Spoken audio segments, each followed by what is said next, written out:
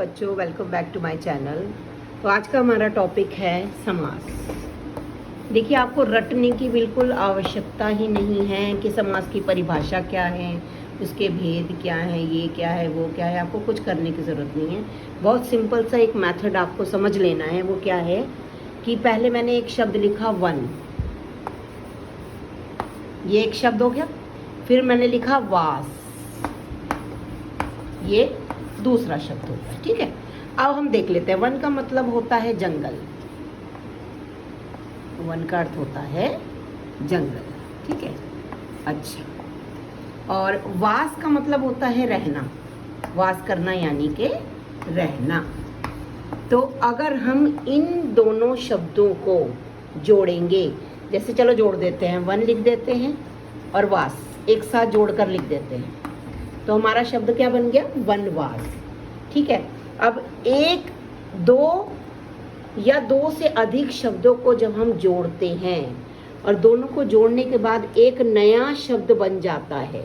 ठीक है, अब नया शब्द तो है लेकिन हम इनसे छोटा करके लिखा है। जैसे जंगल, रहना, तो जंगल में रहने वाला वनवासी कहलाता है। तो अगर मैं कहूँ जंगल में रहना यानी वन में वास, वन में वास करना यानी रहना, वनवास हो गया। लेकिन हमने उसमें से में हटा दिया, बहुत लंबा चौड़ा ना लिखकर हमने छोटा सा कर दिया, उसका नाम रख दिया हमने वनवास।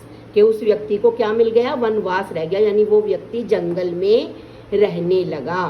तो हमने इतना लंबा चौड़ा ना लिखकर उसको छोटे रूप में लिख दिया, जिसमें समास का अर्थ होता है संक्षिप्तीकरण। संक्षिप्त यानी छोटा करके लिखना। तो दो या दो से अधिक शब्दों को मिलाकर जब एक नया और छोटा संक्षिप्त शब्द बनाया जाता है तो उसको बोलते हैं समास। डेफिनेशन क्लियर हो गई? बस बेटा, आपको समझ में आया कि बहुत ही इसका जो डेफिनेशन है बहुत इजी, मतलब लैंग्वेज में आप क्या लिखोगे कि दो या दो से अधिक शब्दों को बनाकर संक्षिप्त शब्द बनाने की प्रक्रिया, जो प्रोसीजर है, ये छोटा बनाने का जो प्रोसीजर है यानी प्रक्रिया है, उस प्रक्रिया को समास कहते हैं। ठीक है, दो शब्द को तीसरे शब्द को बनाना नहीं, बनाने की प्रक्रिया, यानी कि दो शब्दों से संक्षिप्त यानी नया शब्द और संक्षिप्त शब्द बनाने की जो प्रक्रिया है उसको क्या कहते हैं बेटे?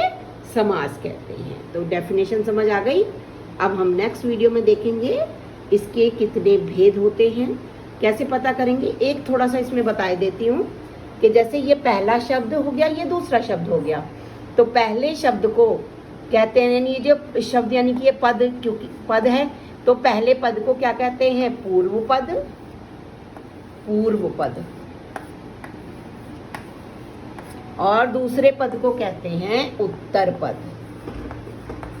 उत्तर पद।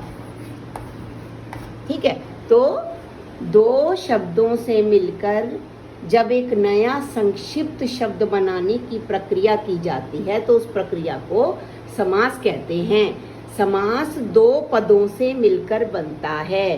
पहले पद को पूर्व पद कहा जाता है और दूसरे पद को उत्तर पद कहा जाता है।